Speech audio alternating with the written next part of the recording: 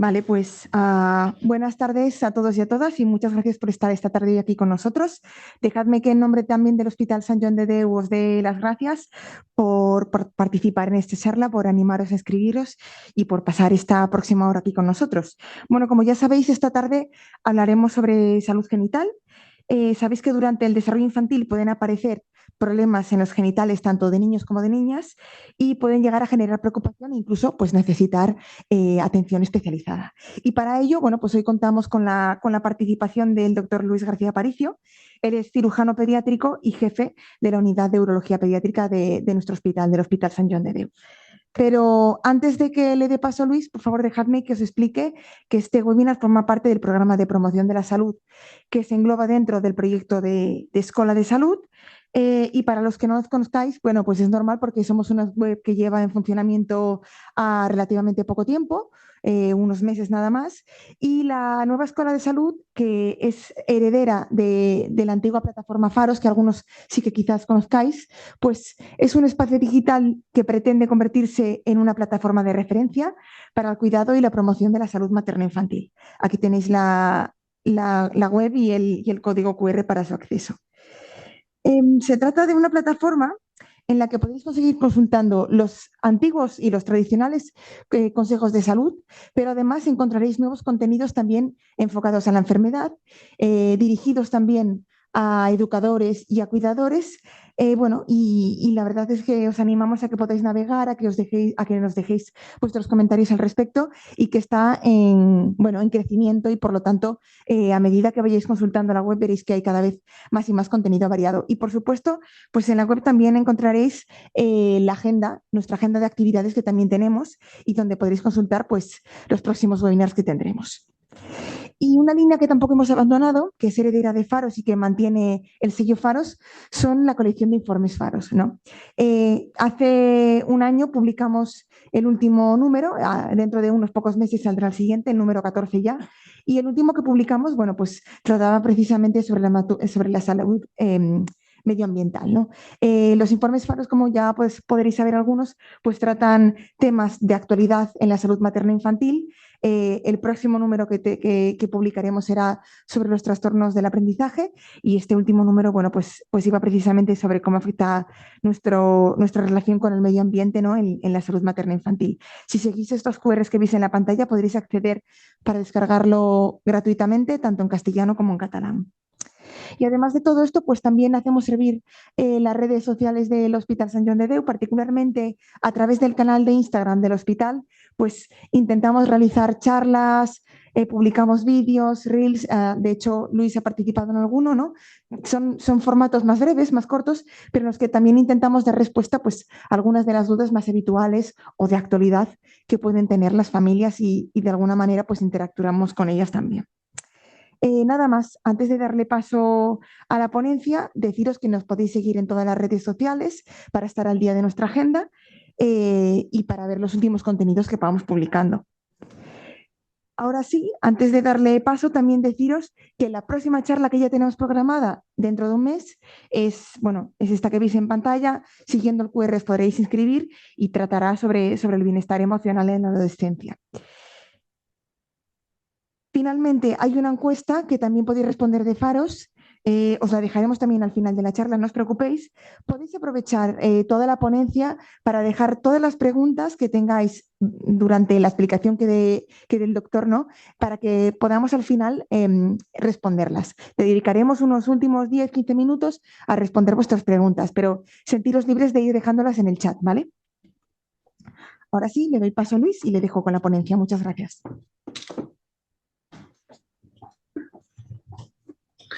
Bueno, primero de todo, buenas tardes a todos y a todas, a los papis, sobre todo, y no sé si habrá algún niño o algún adolescente, que a veces también les preocupa la salud genital.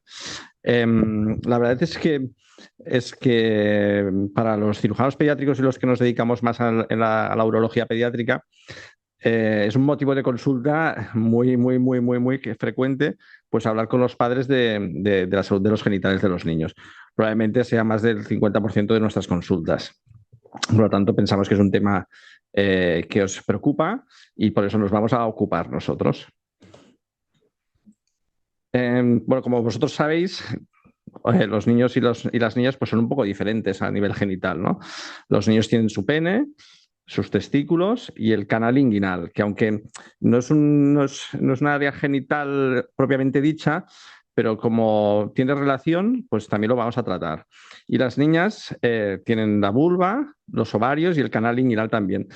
De los ovarios no vamos a hablar, básicamente porque es una patología un poco más compleja que es poco frecuente y a lo mejor os preocuparía demasiado para una cosa que es poco frecuente. Entonces empezaremos, bueno, pues por probablemente el motivo de consulta más frecuente de salud genital, tanto para el pediatra como para los cirujanos pediátricos, que es la fimosis, ¿vale? ¿Y qué es la fimosis? Pues la fimosis es la incapacidad de retraer la piel del pene para que se pueda exponer el glande, ¿vale? Y esto, que a muchos os preocupa muchísimo, pensad que todos los recién nacidos tienen fimosis. Todos los recién nacidos varones tienen fimosis, con lo cual es un método de protección que nos ha dado la naturaleza para proteger el glande. Y esta fimosis, al cabo de los años, pues va desapareciendo. ¿Vale? Normalmente se considera que a los 3 o 4 años pues, ha desaparecido en la mayoría de los casos. ¿Vale? Por lo tanto, en este periodo de edad, antes de los 3 o 4 años, no nos ha de preocupar poco. Ya es una poca preocupación. ¿Vale? Como veis aquí en la fotografía, pues se ve este pene con una piel que lo cubre totalmente el glande y casi, bueno, tiene un pequeñito agujerito. Esto es una fimosis que se llama fisiológica porque es un recién nacido. O sea que no os preocupéis, eso es normal. Todos los recién nacidos nacen con fimosis. ¿Y cuál diríamos que nos haría preocuparnos un poco? ¿Vale? Pues hoy en niños mayores hay lo que se llama la fimosis patológica, la que no es normal, ¿vale? Y se da pues cuando hay pequeños traumatismos, infecciones, y eso produce cicatrices. Y produce lo que se llama la balanitis xerótica, que es un engrosamiento de la piel del prepucio que hace que no se pueda retirar la piel, y la fimosis cicatricial. Por eso, muchas veces, sobre todo, insisto en los traumatismos,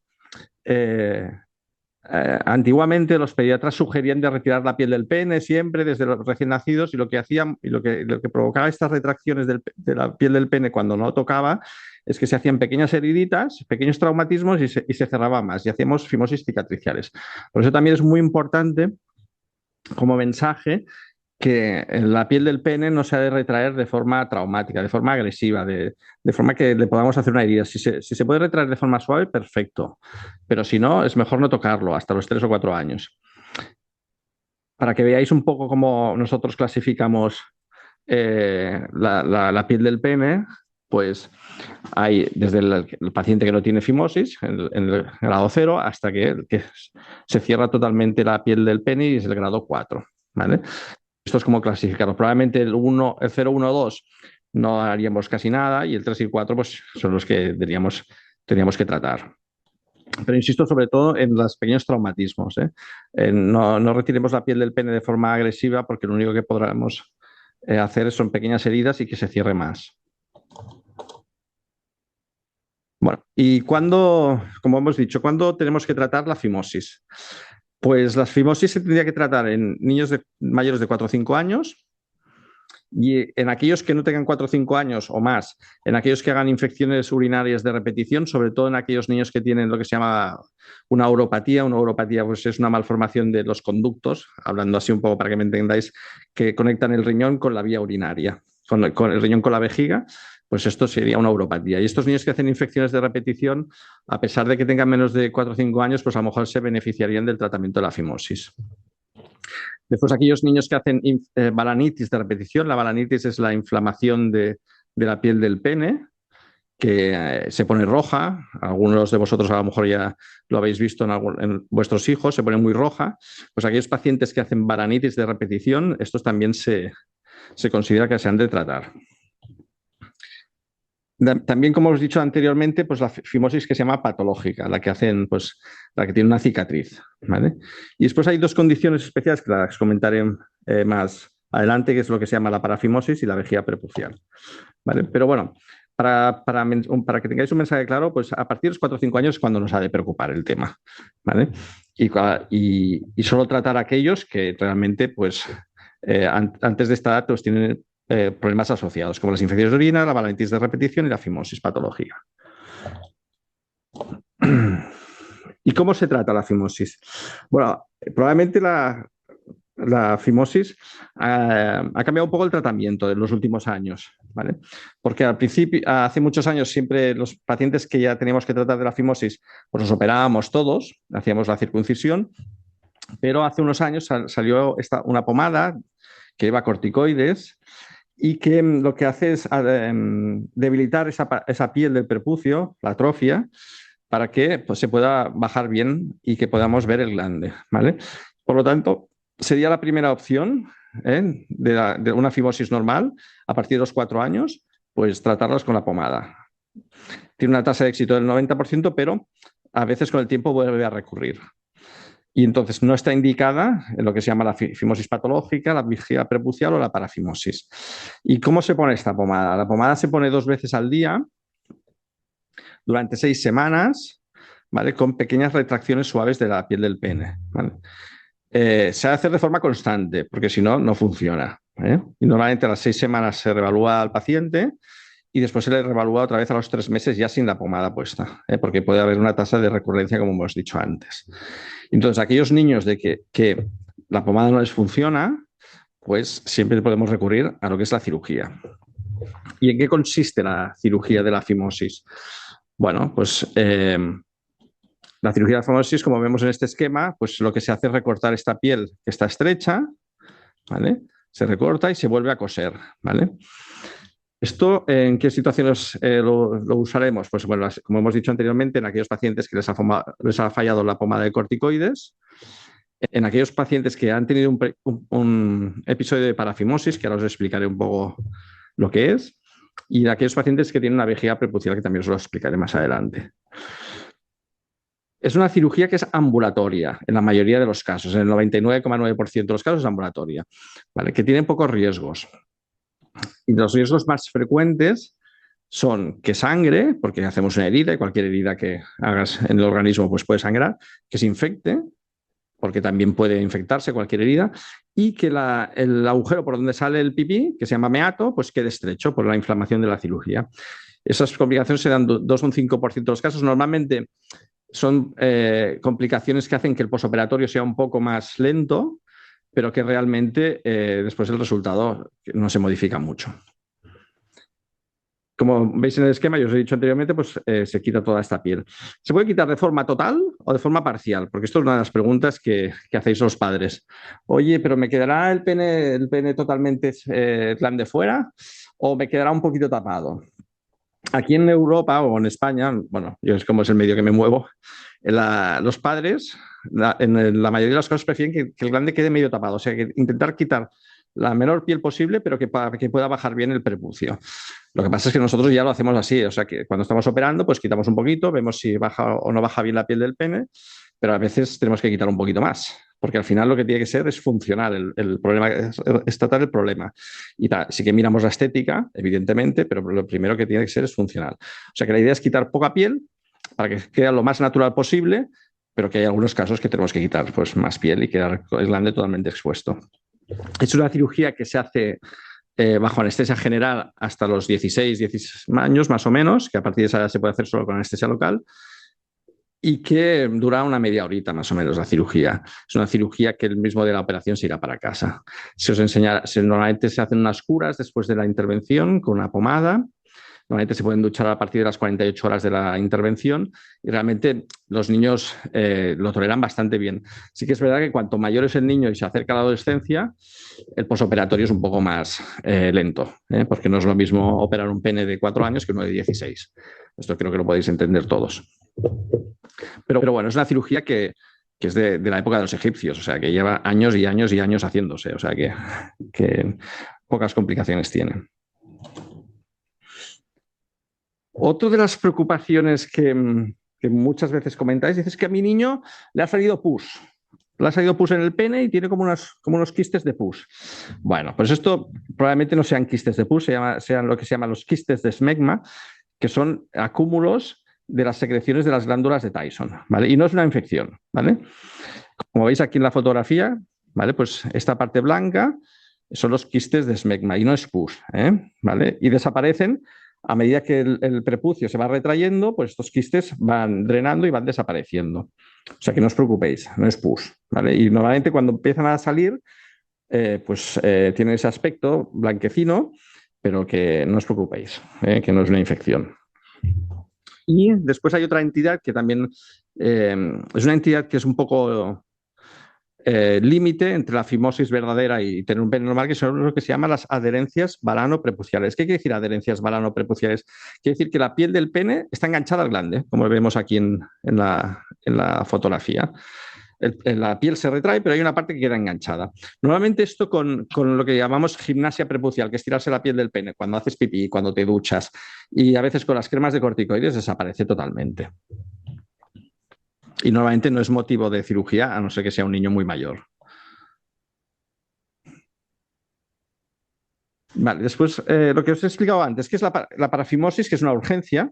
¿Por qué? Porque se retrae una piel del pene que no es muy amplia, entonces queda el pene, el glande estrangulado. ¿Veis aquí que queda esta piel retraída y que está muy inflamada y el glande estrangulado? ¿Por qué? Porque era una piel que con un niño con fimosis y entonces se le ha retraído, pero no hemos vuelto la piel a su estado natural, a su posición natural. Entonces se ha quedado estrangulando el glande y eso hace que el glande se vaya inflamando porque hay una dificultad del retorno de la sangre hacia el pene. Es una urgencia quirúrgica, o sea, normalmente hay que acudir al hospital, ¿vale? En muchas ocasiones se resuelve pues haciendo un masajito y poniendo la piel del pene a su sitio, y en otras ocasiones requiere una cirugía urgente para solucionar el problema. Y después también hay lo que llamamos el frenillo del pene corto, que esto quiere decir que esta parte del pene, que es el frenillo, tira mucho y hace que, sobre todo en la erección, pues el glande se incurve un poquito, ¿vale? Que haga un poco de curvatura. A ver, es un problema que cuando los niños son pequeños no hay que darles mucha importancia, pero cuando son adolescentes realmente pues, pueden tener dificultades, sobre todo si empiezan a tener relaciones sexuales. Entonces, lo que se hace es hacer una pequeña cirugía que es cortar este frenillo, ¿vale? Para que no pase esta incurvación del pene. Un poco para resumen, y que después seguro que saldrán más preguntas, consejos. Consejos. No hacer retracciones forzadas de la piel del pene.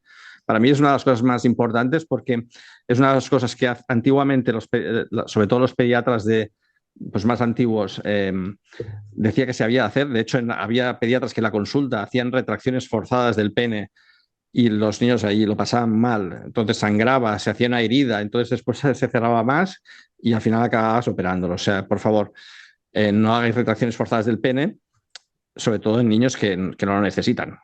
¿Vale? Eso es una de las cosas que yo creo que es un consejo bueno para mejorar esto de la fimosis, que cuando los niños ya son un poco autónomos, enseñarles a retraer la piel del prepucio para orinar, ¿vale? Y sobre todo para que no se acumule orina y para que sea más higiénico.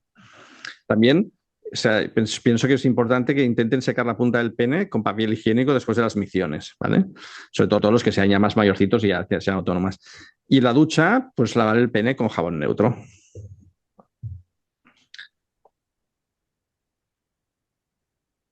Bueno, segundo tema que vamos a hablar de los niños es de los testículos, ¿vale?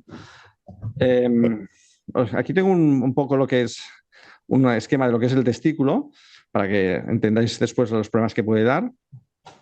Es que el testículo, bueno, pues es donde se producen los espermatozoides, que son las células que producen la reproducción en el hombre. Después tiene un conducto que se llama el epidídimo, ¿vale? Y en este conducto va a parar lo que se llama el vaso deferente, que viene de las glándulas seminales que están dentro del abdomen, que es lo que producirá el líquido seminal. Y después tienen esto que es rojo y de color azul, que son las venas y las arterias que nutren al testículo. Bueno, ¿y de qué hablaremos de los testículos? Hablaremos de los testículos que no han descendido, porque los testículos tienen que estar en las bolsas escrotales, y después de las urgencias del testículo. A ver, el testículo ha de estar en la bolsa escrotal alrededor de los 12 meses de vida, ¿vale? Los niños, antes de nacer, tienen los testículos dentro de la barriga, ¿eh? O sea, se forman dentro de la barriga, justo debajo del riñón. Y van bajando, van bajando, van bajando por el canal inguinal, por eso también hablaremos de la ingle más adelante, hasta hasta la bolsa escrotal. Pensad que el 4% de los recién nacidos pues, no tienen el testículo descendido, uno o los dos, y solo, y solo 1% a los 12 meses. Pero bueno, lo que tenemos que tener claro es que a los 12 meses, o sea, al año de vida, los testículos tienen que estar en la bolsa. Si no están en la bolsa el año de vida, hay que consultar con el especialista, con un cirujano pediátrico o con un urólogo pediátrico. Esto el pediatra, normalmente la revisión de los niños, pues ya os lo irá diciendo, pero es de las cosas que se ha de tener en cuenta. ¿Y qué han de estar en la bolsa, en los testículos? Porque si no está en la bolsa se puede afectar la fertilidad, ¿vale? La bolsa escrotal está a unos 3-4 grados menos que la temperatura corporal. Y para un buen desarrollo de los espermatozoides, pues los testículos tienen que estar a 3 o 4 grados menos. Por lo cual, todo aquel testículo que no está en la bolsa escrotal puede afectarse su fertilidad.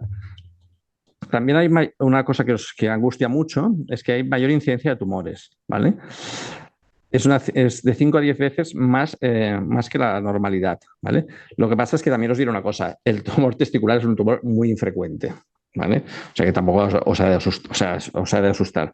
Lo que sí que es verdad es que si tenemos un testículo que está en la ingle, es más difícil de explorar que si está en la bolsa, ¿vale? Es como las mamas, las señoras pues se tocan la mama para ver si tiene alguna tumoración.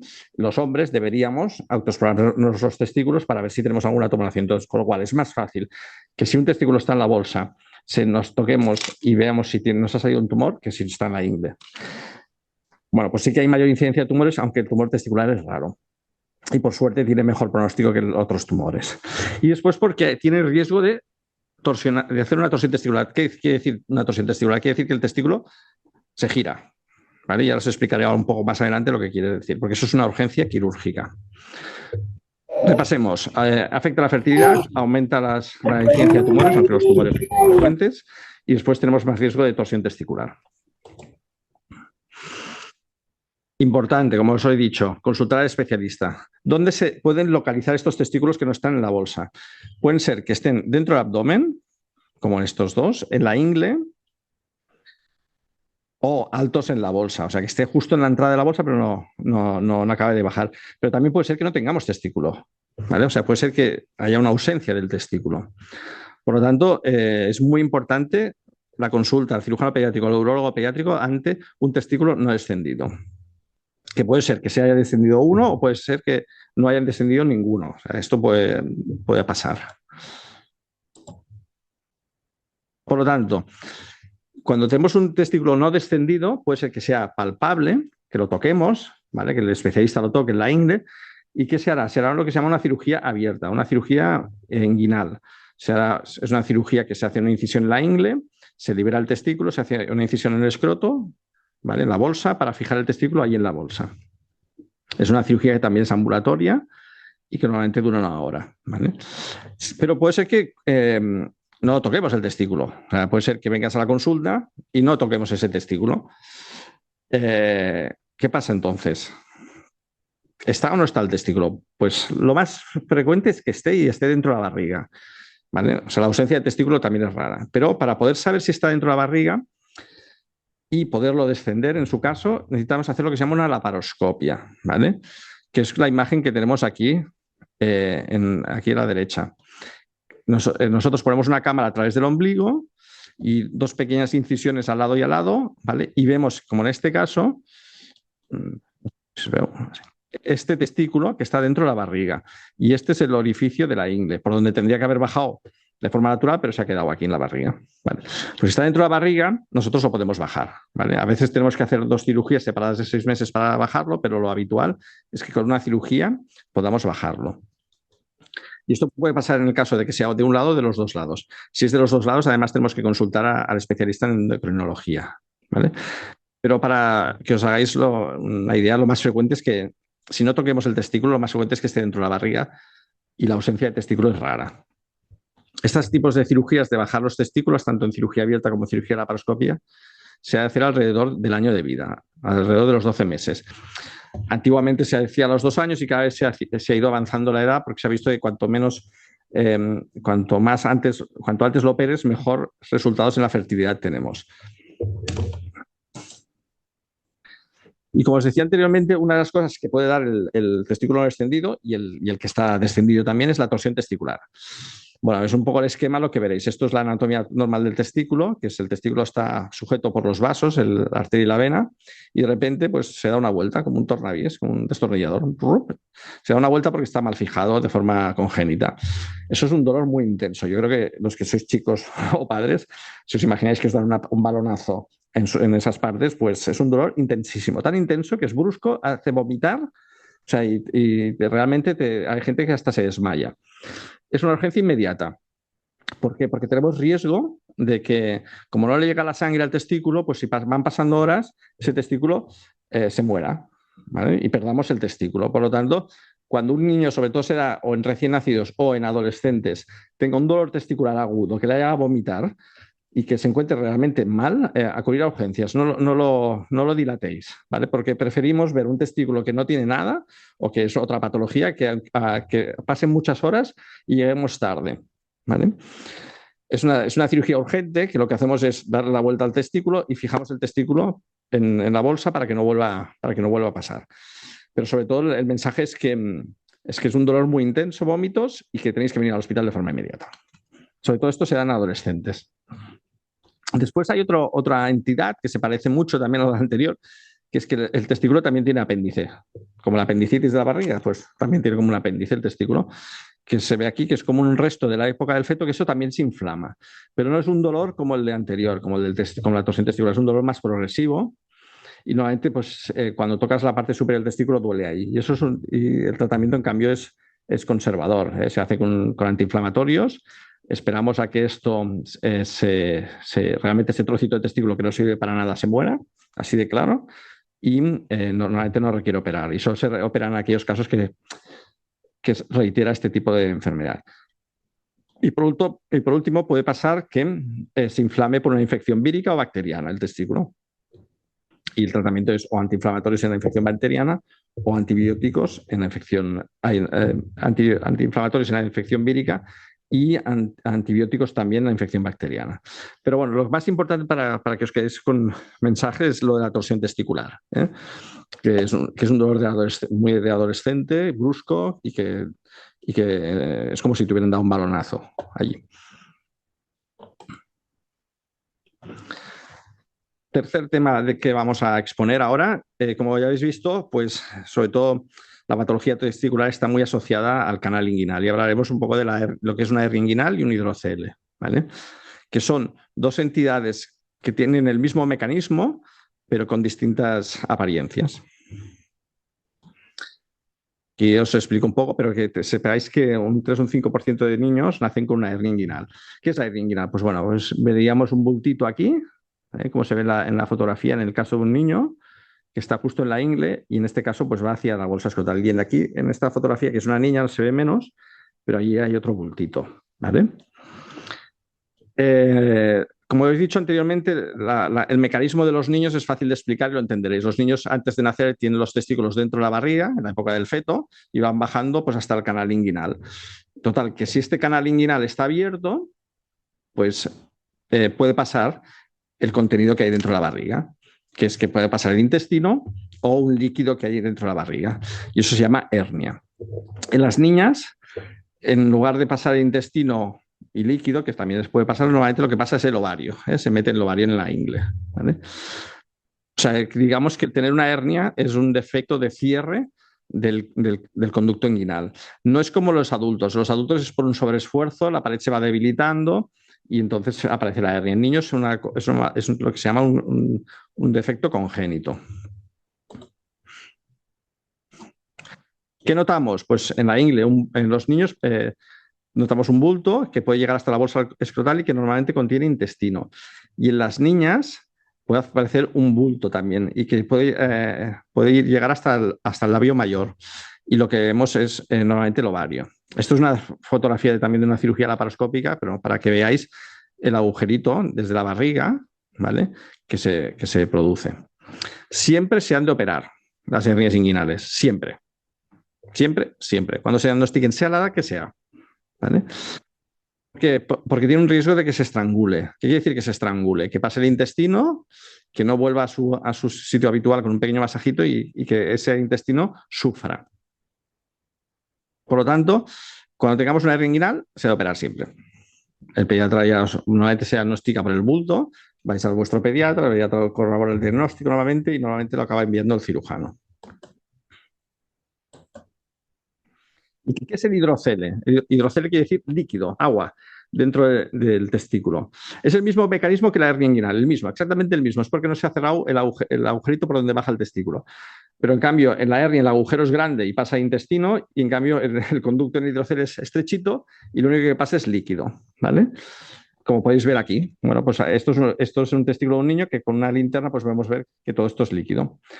Esto se considera normal hasta los 2 años de edad, se puede considerar normal, pero si a partir de los 2 años de edad no está solucionado, se ha de operar. Ahí, tira para atrás. Espera. La intervención, ¿cómo es de la hernia inguinal? La intervención también es una cirugía ambulatoria, que el mismo día se va para casa, a no ser que el paciente tenga alguna enfermedad asociada o que sean niños muy pequeños por debajo de los 6 meses. Si están por debajo de los 6 meses de vida, normalmente se quedan ingresados una noche. Pero en general, para que me entendáis, normalmente se van a casa.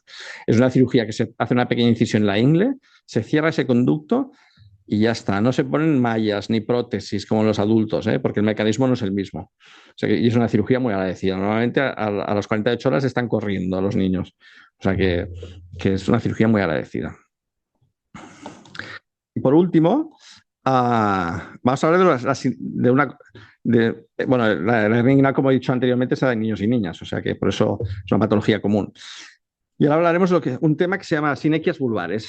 ¿Qué quiere decir las sinequias vulvares? Quiere decir que el orificio de entrada a la vagina está cerrado, como se ve esta fotografía. Y esto asusta mucho. ¿No? Es que no tiene vagina. No, lo normal es que esté. Esto es como si fuera las adherencias balanoprepuciales que hemos dicho de los niños que está enganchado la piel del prepucio al grande, pues esto es lo mismo. La piel de los labios mayores está enganchada. Está enganchada y hace que no esté abierta la vagina. Como hemos dicho, son adherencias de los labios menores que ocurren en las niñas, sobre todo prepúberas, o sea, antes de la pubertad. Generalmente se descubren de forma incidental porque no dan clínica. O sea, eso se descubre en una exploración, normalmente la exploración de la niña recién nacido o de más adelante. Sí que a veces se asocia a veces dan más infecciones del tracto urinario o vulvovaginitis, ¿vale? Y hasta hace, digamos, un par o 3 de años, se trataban todas. Se trataban con pomadas, después o se separaban con un pequeño bisturí, pero se ha visto que la evolución es que hacen que se curen solas, ¿vale? O sea, que al final no necesitan tratamiento. El mensaje es que las sinequias vulvares no necesitan tratamiento. Porque se curan solas, porque con las pomadas volvían a salir otra vez, porque con la pequeña cirugía volvían a salir otra vez y normalmente como es un problema hormonal, cuando empiezan ya la edad prepuberal o puberal, esto desaparece. ¿Vale? En casos contados de que dé infecciones de orina de repetición, que den vulvovaginitis de repetición, entonces sí que se han de tratar y se utilizan cremas de betametasona o de estrógenos. Y en casos muy excepcionales se hace una pequeña cirugía. Pero como mensaje es que las sinequias vulvares desde hace 3 o 4 años ya no se tratan, porque es un motivo de consulta bastante frecuente. Y yo creo que hasta aquí, más o menos, he tocado todos los temas. Soy bastante conciso, pero creo que me gusta que la gente se quede con mensajes más claros que otra cosa. Y cuando queráis preguntar, pues estoy aquí dispuesto a responder preguntas.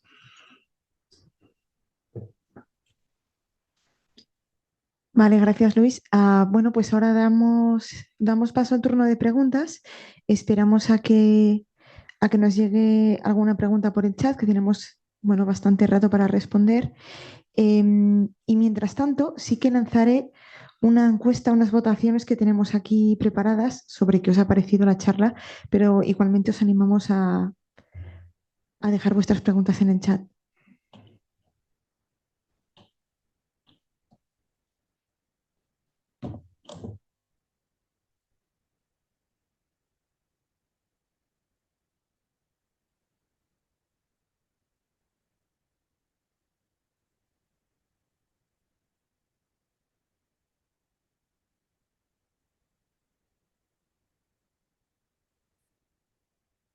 Bien, Luis, mira, tenemos un par de comentarios aquí en el chat que si quieres te voy leyendo mientras la gente responde también a la encuesta.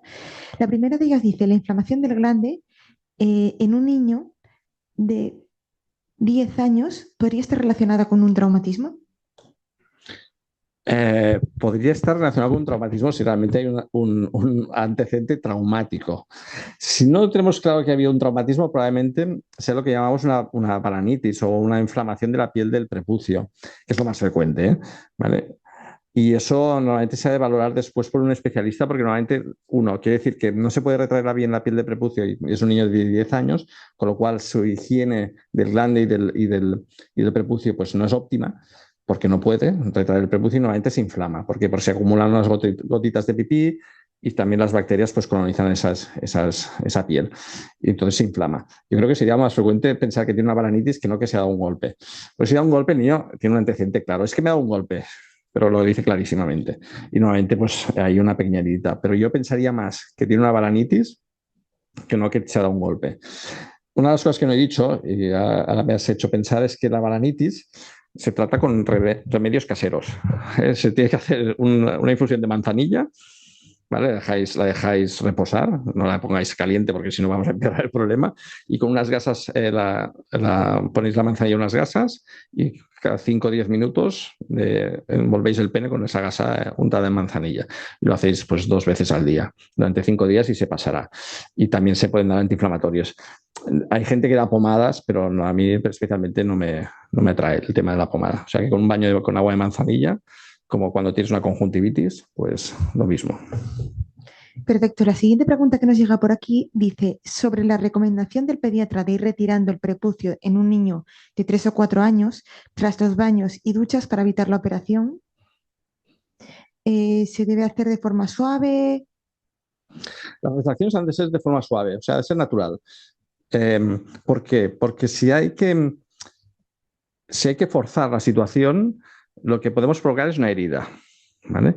Y entonces, si provocamos una herida, cuando se cicatriza esa herida, se cierra más la piel del pene. Con lo cual, si tenía un poco de fimosis, aún se empeora el tema. Con lo cual, las retracciones han de ser muy suaves. Y si no funciona, a los 3 o 4 años se puede hacer poner la pomada de corticoides. Pero ha de ser suave siempre. Las cosas han de ser con cariño, ¿eh? O sea, yo lo digo que se hagan con cariño, porque si ha de ser un sufrimiento para el niño, quiere decir que le estamos haciendo daño. La misma persona también nos pregunta que hasta después de realizar estas retracciones, ¿hasta cuándo hay que hacerlas antes de valorar la necesidad de operar? Hombre, yo creo que si hay dudas, lo ha de ver un especialista. O sea, esto está clarísimo. O sea, si no se retrae cómodamente, lo mejor es que lo vea un especialista y él te sacará de dudas. O sea, y por eso digo que además no siempre se han de operar, ¿eh? Podemos tratarlo con pomada de corticoides y puede funcionar. O sea, que yo creo que si no se retrae bien y hay dudas, es mejor que lo vea un especialista. Se quedará más tranquilo. Perfecto. La siguiente pregunta también nos dicen, si nos podrías dar algo de información sobre la hipospadia. Ah, vale. No tengo nada preparado, pero bueno, os lo voy a... Vaya. Mira, los hipospadias es una malformación del pene que se caracteriza por 3 cosas. Y como no tengo ningún dibujo, pues va a ser un poco difícil, pero bueno. Uno es que el agujero del pipí no está en la punta. Puede estar en casi la punta, pero puede estar hasta el nivel de los testículos. O sea, todo ese recorrido está el agujero del pene en los hipospadias. Después, también se caracteriza por otra cosa, es que el pene se incurva, está incurvado. Y la tercera característica es que tiene la piel del pene un poco rara. En vez de tenerla circular, pues tiene más piel en un lado que en el otro. Entonces, esto es lo que caracterizaría a los hipospadias. Y hay de muy graves a menos graves. Cuando el agujerito está más en la punta, más en su zona que sería la natural, es el menos grave. Es una patología muy frecuente que realmente nos ocupa mucho, mucho lugar en urología pediátrica, que normalmente con una intervención se resuelve los casos más leves o los moderados, que a veces que hay muchas técnicas quirúrgicas, y os voy lanzando mensajes, ¿eh? Hay muchas técnicas quirúrgicas para reparar el mismo tipo de hipospadias, con lo cual, ¿qué significa eso? Que no hay ninguna técnica que sea la mejor, ¿vale? Y después que los más graves, y esto sí que me gustaría dar el mensaje, que los más graves se operen en centros especializados.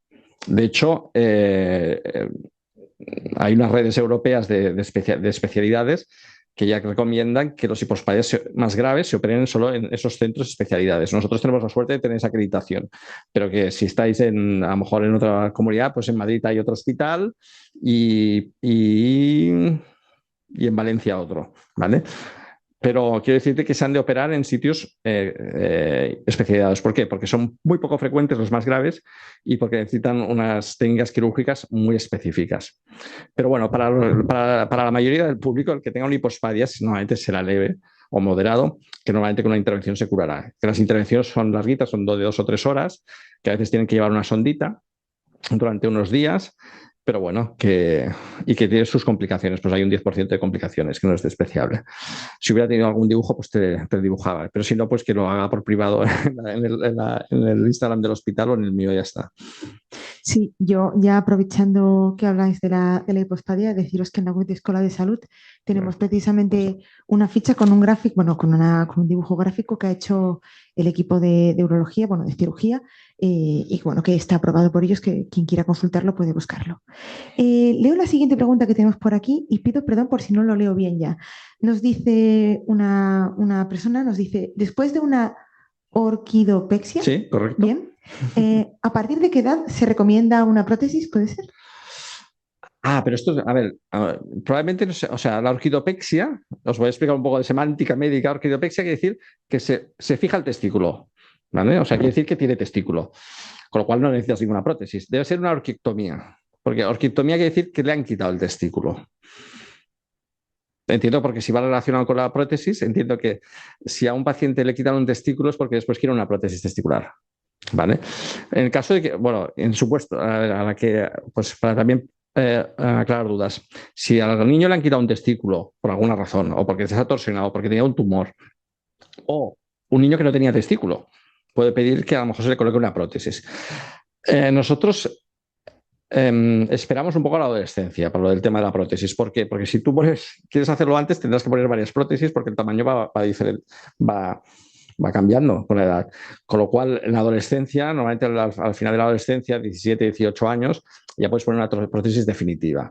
Con lo cual, yo esperaría esa edad, ¿vale? Para colocarla. A no ser que anteriormente el niño tenga una angustia que le genere pues, un malestar mental y que entonces él lo reclame, pues se la pondremos antes con un tamaño adecuado a su edad. Pero si no, que es en la mayoría de los casos, esperamos a la adolescencia. Y normalmente en la adolescencia pueden pasar dos cosas. Que el adolescente diga, pues no quiero prótesis, y no, porque pues, la mayoría dicen que no, porque no lo deja de ser una intervención quirúrgica con sus pequeños riesgos. Y nuevamente la experiencia dice que si o se la colocan en la adolescencia o ya no se la colocan nunca más, porque ya han superado su fase de aceptación. Y aunque sea una cirugía menor, pues bueno, no deja de colocarse una prótesis que es un cuerpo extraño y tiene su incidencia de infecciones, su incidencia de rechazos a largo plazo. Pero bueno, si hay alguien que lo pide, pues normalmente se la colocamos. Pero no, la edad normalmente es a la adolescencia, ¿eh? A no ser que antes tenga algún problema pues de angustia corporal que al niño le suponga un trauma. Perfecto. Aquí tenemos otra pregunta un poco diferente que nos pregunta, ¿qué tipo de lesión en caso de niños varones nos puede hacer sospechar de que ha sido víctima de abuso? Ostras. Sin que el menor lo verbalice, claro. Si Eh, existe algún tipo de signo, me imagino, Normalmente físico. pueden tener heridas en el... Claro, normalmente pueden tener heridas en lo que es el prepucio, ¿vale? O pueden tener infecciones de repetición tipo hongos, cándidas. Pero normalmente los niños lo que se mira más es en el ano, ¿vale? Porque normalmente es penetración anal lo que sufren normalmente. Con lo cual, a ver, también decir que en el hospital hay un equipo especializado para malos tratos con diferentes especialistas, o sea que, pero normalmente son lesiones en el pene que tengan infecciones de repetición de hongos. Esto en un niño pequeño es raro, pero, o sea, porque los hongos son normalmente infecciones de adultos, ¿vale? Y normalmente los abusos en niños varones normalmente es bienal, o sea, no. Y antes, lo que pasa es que si tiene una madre angustia y sospecha, pues que consulte con su pediatra. O sea, porque realmente no solo es la valoración física, o sea, hacer una valoración también mental de cómo está el niño psicológicamente, con lo cual podemos sacar por ahí. Yo lo que dirá la madre, si tiene una sospecha, pues que consulte. Bien, la siguiente pregunta nos dice, ¿a partir de qué edad nos deberíamos preocupar por el tamaño del pene de un niño? Ostras, esto es una consulta muy frecuente. A ver, de tamaños hay de todos, ¿vale? O sea, y hay unas reglas mnemotécnicas. Lo que pasa es que compararse con el compañero de al lado, que es lo que acostumbra a pasar, pues no lo hemos de hacer. ¿Por qué? Porque realmente hasta la adolescencia no puedes valorar, o sea, un tamaño normal de pene. Sí que habrá niños que hay tamaños que se llaman micropene, que son tener dos desviaciones estándar, que es bueno, es una medida como estadística, volada de la talla y el peso, que cuando vais al pediatra os dice, ¿está por -2 o +2 o está en la regla? Pues cuando el tamaño del pene está por debajo de las dos desviaciones estándar del tamaño habitual, pues ya te tienes que preocupar. Pero esto pasa poco, no, poquísimo. Entonces, realmente cuando viene una consulta, es que el tamaño del pene de mi hijo no es normal, pero esto pasa, ¿eh? O sea, no es una consulta habitual. Y tú lo ves normal. Dice, claro, yo lo veo, pues la mayoría de las ocasiones que lo ves normal. Y dicen, bueno, es que claro, se compara con otros niños y ya, pero es que otros niños a lo mejor están con 11, 12 años, hay algunos que ya empiezan la adolescencia, el otro no. Y normalmente decimos, oye, espérate a la adolescencia, que es cuando el tamaño del pene es el que tiene que ser. Y tener un micropene es una patología realmente rara, ¿eh? O sea, va asociada a otras cosas, además. Pero lo de compararse es bastante malo.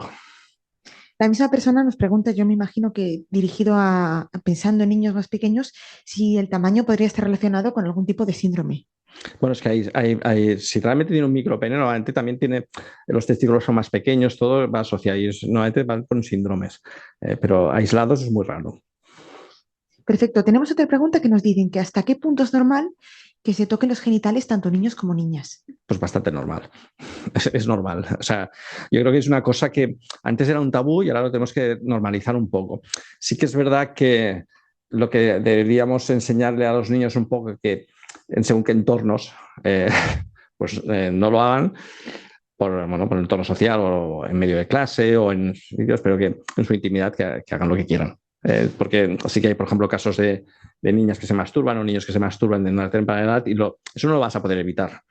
Entonces, lo que tienes que explicarles a las familias es que intenten, uno, enseñarles que no lo hagan en según qué entornos y ya está. Y después en su intimidad, pues no pasa nada, ¿eh?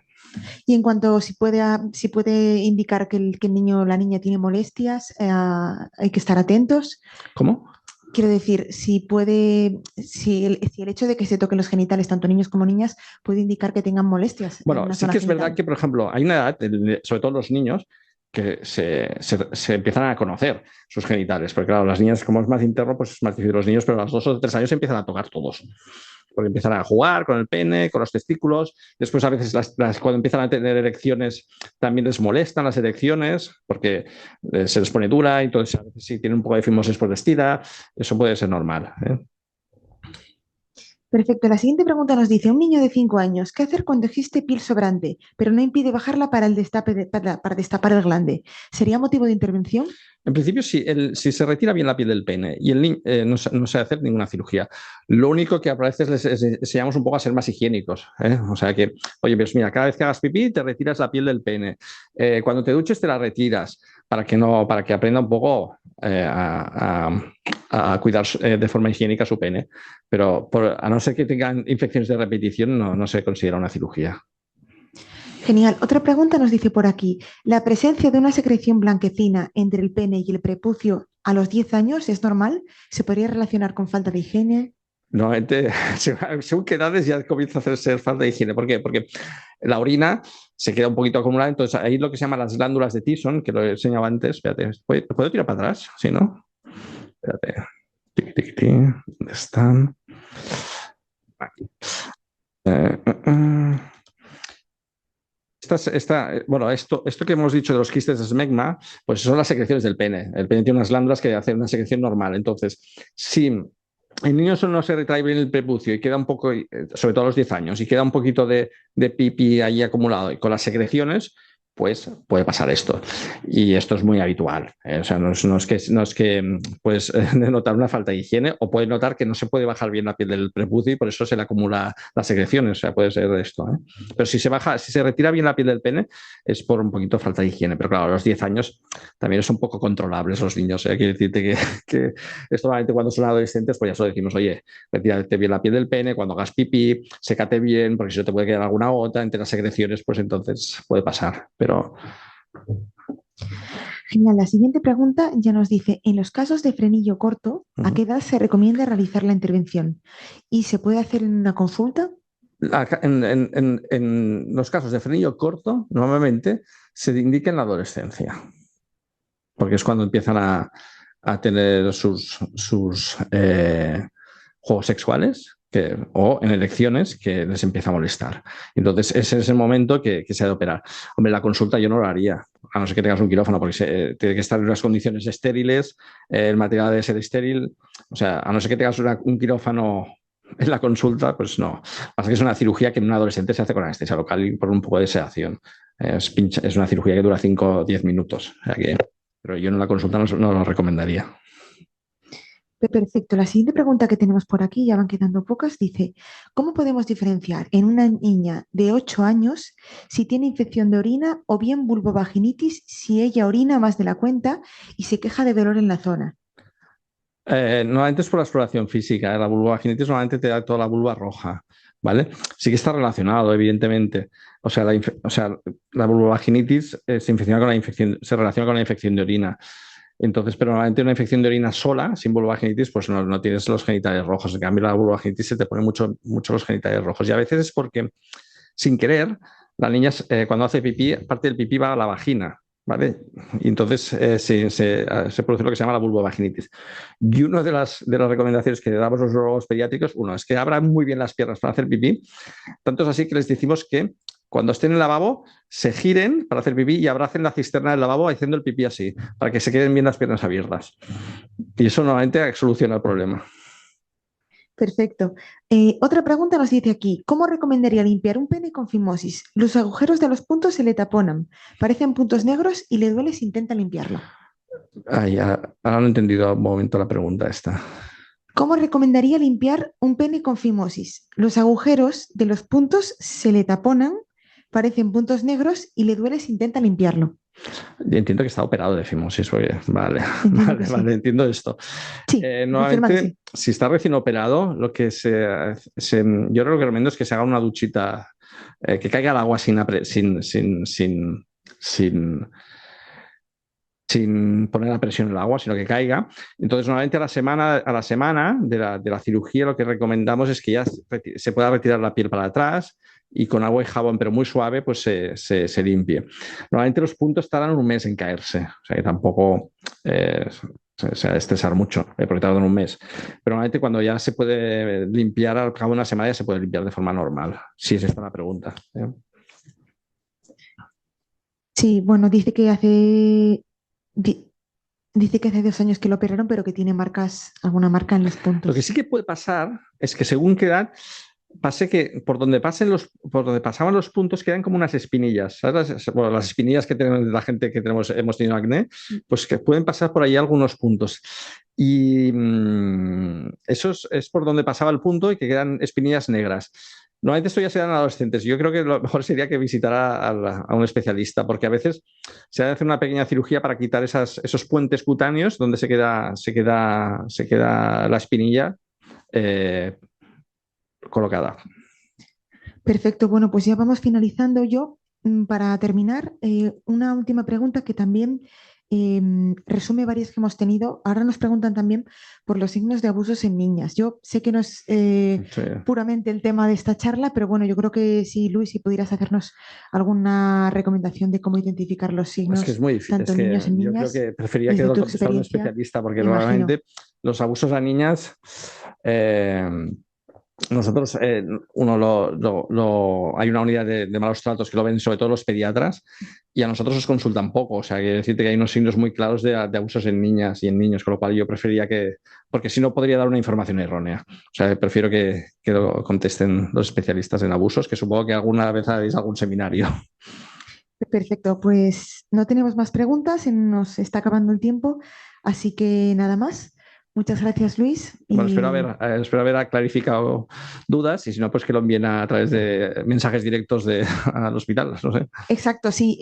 De hecho, a todos los asistentes, y bueno, luego la charla quedará grabada. Si tenéis alguna cuestión que no haya quedado clara, alguna duda, si queréis, bueno, lo que sea, contactar con nosotros, podéis escribirnos y nosotros le haremos llegar cualquier consulta al doctor. Así que no, nos despedimos. Muchas gracias por haber pasado esta hora con nosotros y gracias también al doctor García Aparicio por estar aquí con nosotros. Muchas gracias a todos.